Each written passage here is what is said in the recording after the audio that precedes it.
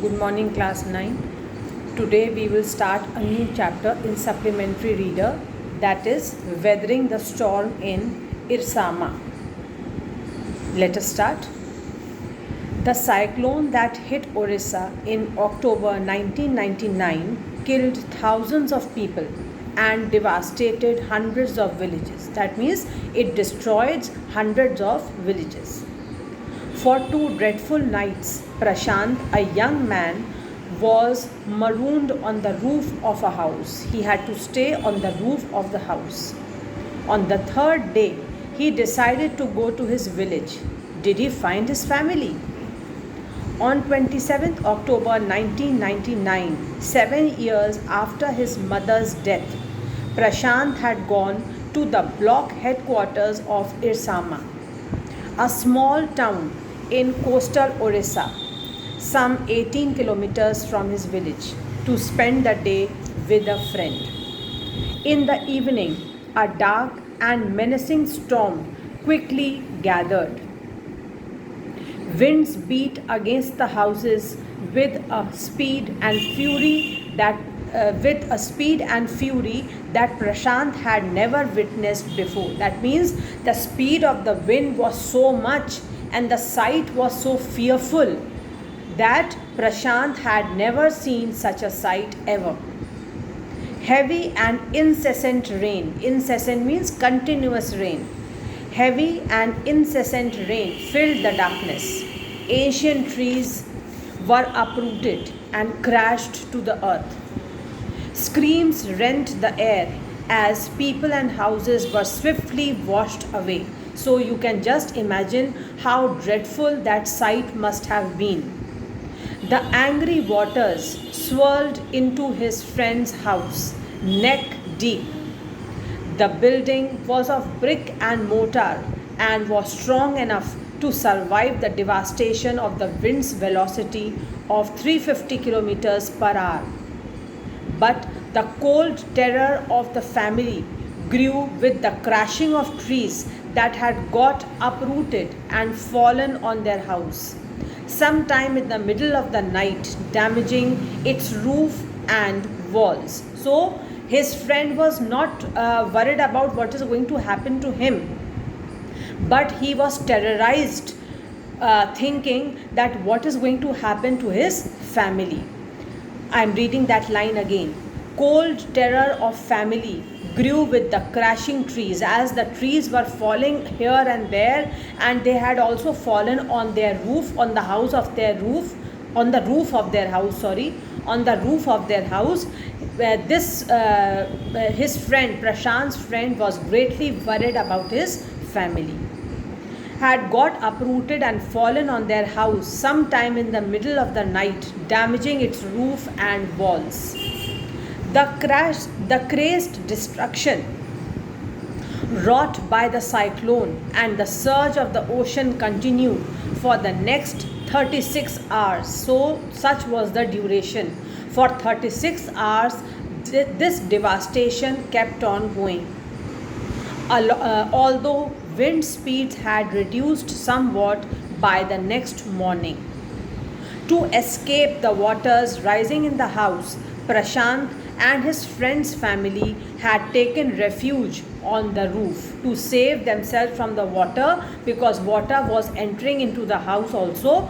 The Prashant and his friend, along with all the family members, they had taken refuge. That means they had climbed the rooftop and they were sitting on the roof.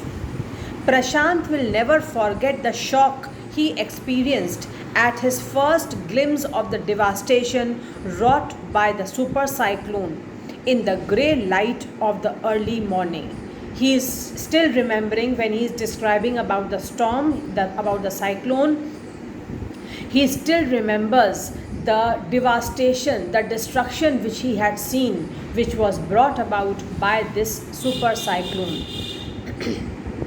Prashant will never forget the shock he experienced at his first glimpse of the devastation wrought by the super cyclone in the grey light of the early morning. A raging, deadly, brown sheet of water covered everything, as far as the eye could see. Only fractured cement houses, fractured here means broken houses. Only fractured cement houses still stood in a few places. Bloated animal carcasses, carcass is a dead body. Bloated animal carcasses and human corpses, human dead bodies also, floated in every direction. That means wherever he could see, he saw that grey water, that dirty grey water had filled all spaces, and the dead bodies of animals and human beings could be seen floating in that water. All around, even huge old trees had fallen. 2 coconut trees had fallen on the roof of their house. This was a blessing in disguise because the tender coconuts from the trees kept the Trapp family from starving in the several days that followed. So, the falling of the coconut tree was a blessing in disguise because the people in the house, they could survive for some days taking the help of those coconuts, the tender, the delicate coconuts which had fallen. For the next 2 days, Prashant sat huddled with his friend's family in the open on the rooftop because inside the house there was water everywhere. The house was flooded with water. That is why for the next 2 days, Prashant, along with his friend and his family members, they had spent 2 days on the rooftop. They froze in the cold and incessant rain. It was raining continuously, that is why the temperature had fallen down and they had to bear the cold and the rain. They froze in the cold and incessant rain. The rainwater washed away Prashant's tears. The only thought that flashed through his mind was whether his family had survived the fury of the super cyclone. Was he to be bereaved once again? Now Prashant is thinking of his family. He is sad because he does not know what has happened to his family. Has his family survived the super cyclone? Is his family still alive? What has happened to them? This thought is making him so scared, and he is very upset thinking about his family members. 2 days later, which seemed to Prashant like 2 years, the rain ceased. So after 2 days, finally the rain stopped, and the rainwaters slowly began to recede. The rainwater started receding, means going back. Prashant was determined to seek out his family without further delay. Now it was Prashant who was determined to seek out his family, that means to provide help to his family without delay. But the situation was still dangerous, and his friend's family pleaded. No, children, I am reading this line again. Prashant was determined to seek out his family. Prashant was determined to find out where his family was. To seek out means to find out. Prashant's job now, after 2 days when the rain had stopped a little bit and the water had started receding, now it was Prashant's task to find out where his family was without any delay. But the situation was still dangerous, and his friend's family pleaded with Prashant to stay back a little while longer. But Prashant knew he had to go. The rain had stopped, but still there was water all around. The places were flooded with water. That is why Prashant's friend and his family requested him to stay for some more time with them, not to go out. But Prashant was worried about his family, and he decided to start searching where his family was without any delay. He equipped himself with a long sturdy stick and then started on his 18-kilometer expedition back to his village through the swollen flood waters. How did he decide to cross those flooded streets? With the help of a long, strong stick, sturdy, strong.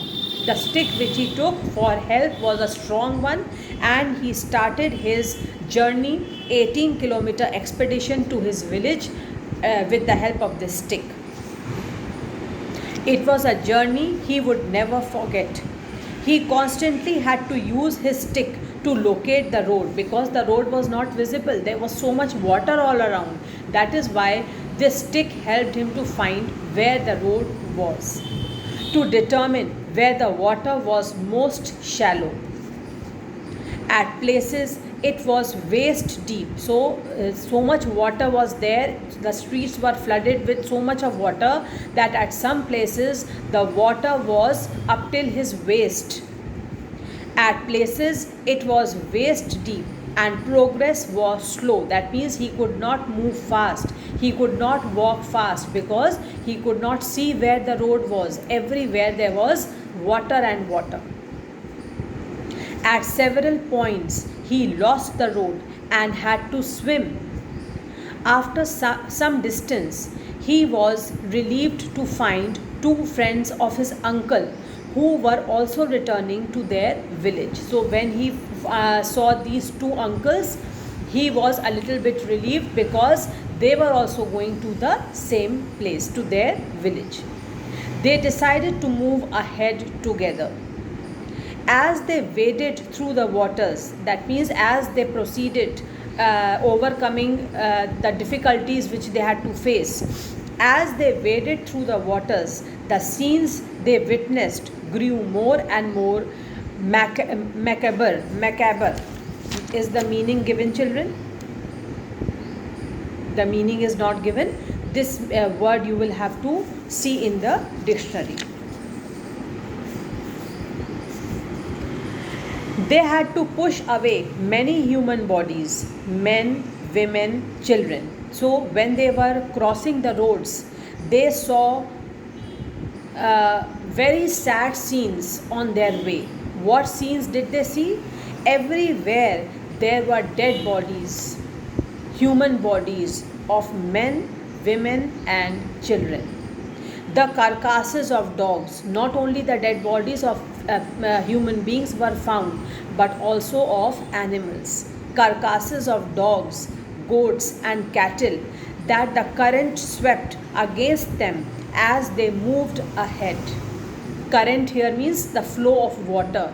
The strong current of water had brought along with it the dead bodies of human beings as well as dead bodies of animals. In every village that they passed, they could barely see a house standing. What does it denote? Everywhere there was total destruction. All houses had collapsed due to this super cyclone. Wherever they went, whichever village they crossed, they saw no house standing erect. All houses had collapsed. Buildings had collapsed in this super cyclone. In every village that they passed, they could barely see a house standing. Prashant now wept out loud and long. Why did he weep now, seeing this sight that all houses had collapsed, there was no house standing? Seeing this sight, this dreadful sight, he started crying loudly. Why? Because now he was almost sure that he would not meet his family. When everything is destroyed, he had lost all hope as far as his family was concerned, and he felt that he would not meet his family too. Prashant now wept out loud and long. He was sure that his family could not have survived this catastrophe. This catastrophe means this natural calamity, this calamity which came in the form of a super cyclone. When he saw destruction everywhere, he was convinced that he would not find his family also.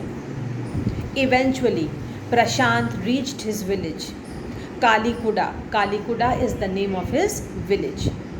His heart went cold. He was nervous. Where their home once stood, there were only remnants of its roof. Remnant means leftovers, remains. Where once at that place, once where his house used to stand, now there were remains left of his house. Some of their belongings were caught, mangled, and twisted in the branches of the trees just visible above the dark waters. So, what was left in the house? Nothing much, only some of the things which had got tangled and twisted in the branches of the trees. Only those things could be seen hanging to the trees. They were left there. Some belongings could be seen there, caught in the branches of the trees. Otherwise, he could see nothing left. Young Prashant decided to go to the Red Cross shelter to look for his family. Red Cross is an organization which helps people in such times, especially in times of natural calamity, etc. People take shelter there until and unless they meet their family members. Among the first people he saw in the crowd was his maternal grandmother. Weak with hunger, she rushed to him, her hands outstretched, her eyes brimming. It was a miracle. They had long given up for dead. Prashant and others had thought that his maternal grandmother must have died by now.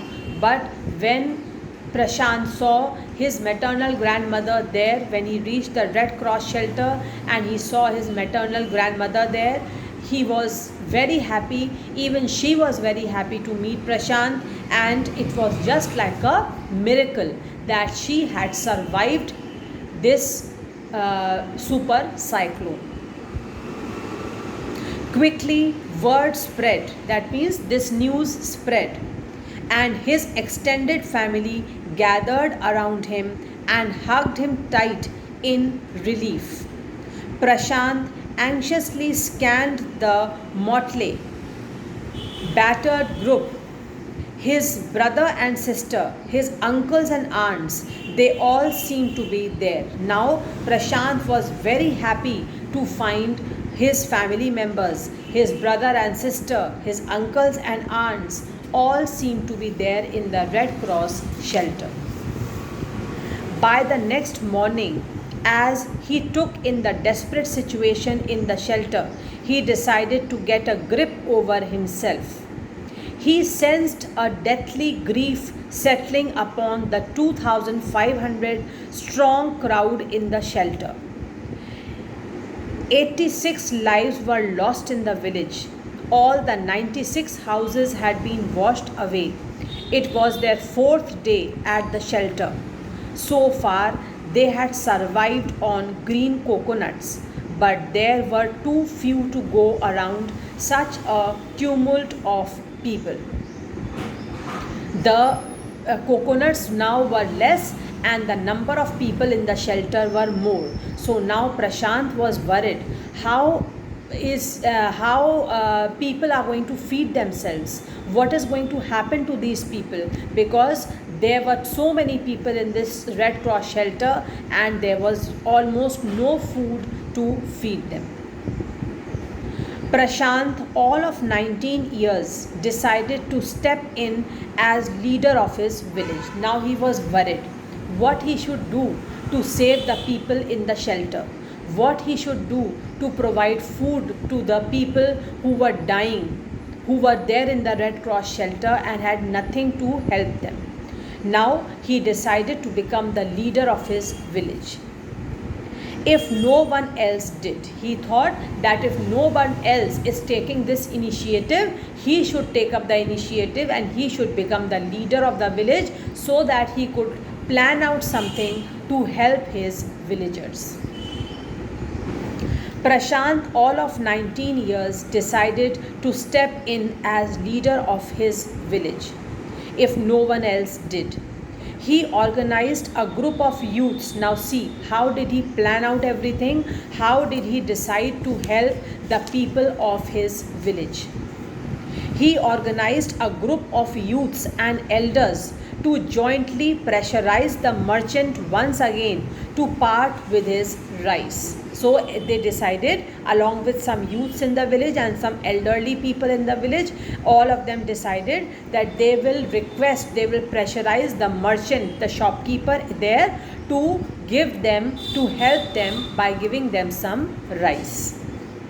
This time the delegation succeeded and returned triumphantly, wading through the receding waters with food for the entire shelter. So when they requested the merchant to help them out by giving them some rice to eat, their request was agreed upon, and they returned very happy. They returned triumphantly. They were very happy because they were bringing along with them food for the people who were in the shelter.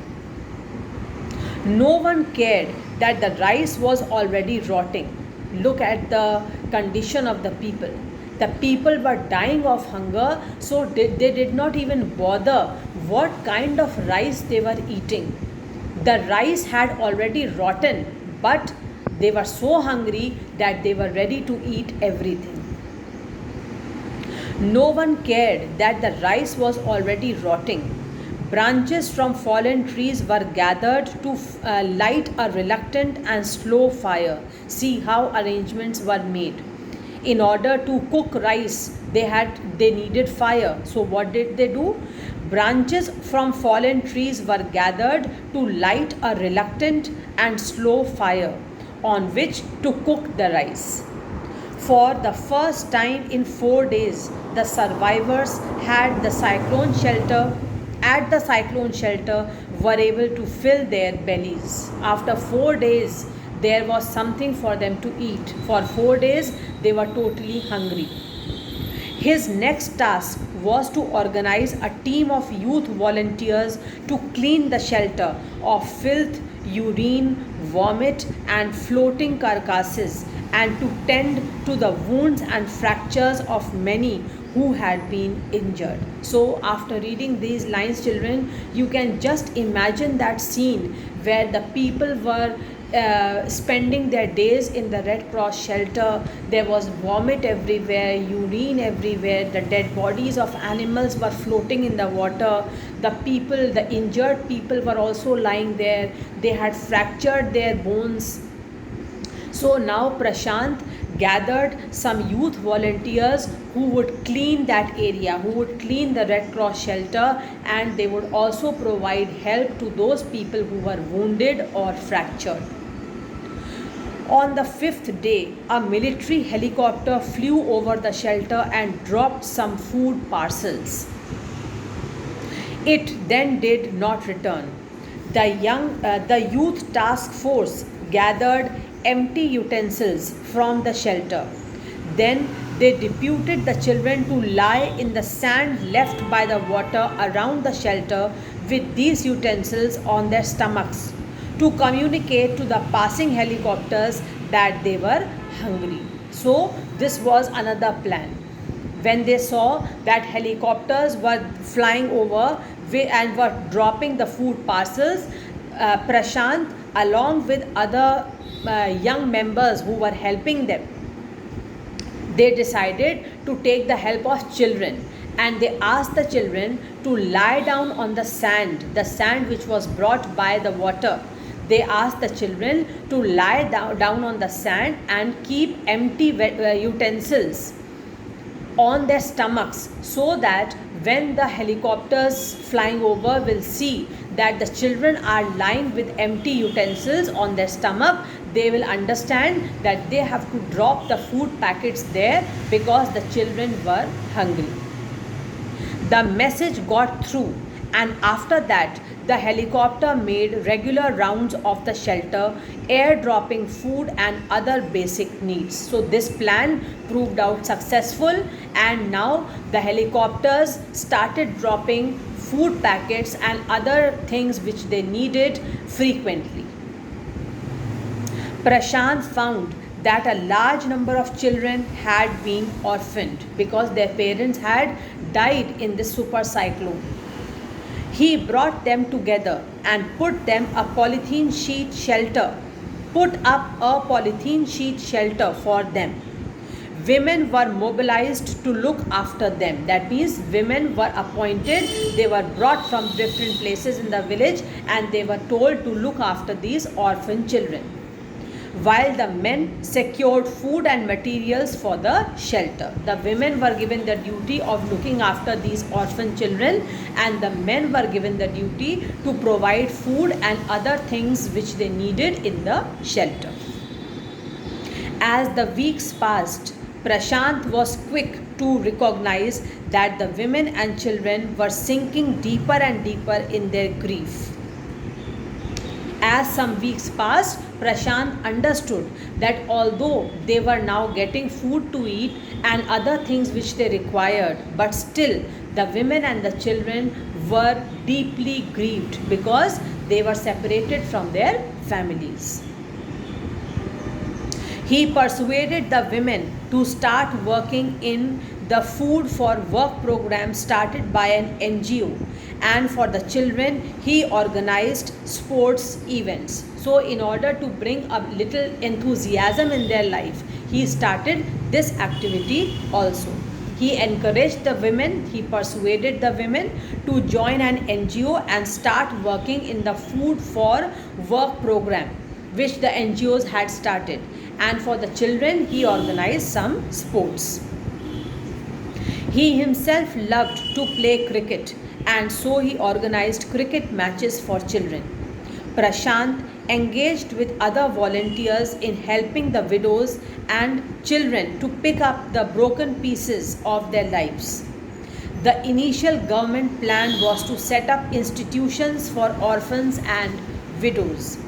However, this step was successfully resisted, as it was felt that in such institutions children would grow up without love and widows would suffer from stigma and loneliness. So this plan of the government to start institutions for orphans and children, orphans and widows, this plan was rejected because it was felt by everybody that in these institutions neither the children will get love and care nor the widows will be looked after well, and they will suffer from stigma. That means the society, the community, the village will start calling them widows and they will suffer loneliness in these institutions.